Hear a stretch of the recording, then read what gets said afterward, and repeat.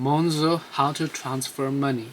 Hey everyone, welcome back to our channel. In today's video I will guide you on how you can transfer money on Monzo, so make sure to watch the video till the very end.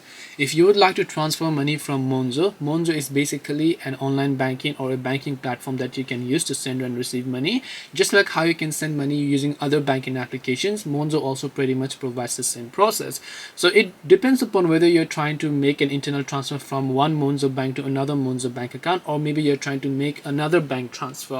Depending upon what you want to do, you can open the Monzo app, but for this you need to make sure you already have a Monzo account. If you don't know how to create a Monzo account, we've also already created a tutorial video on that, so you can check that out if you'd like, or you can directly tap the I already have an account option, and then just make sure to enter the email address, tap the next option, and log into your online banking account.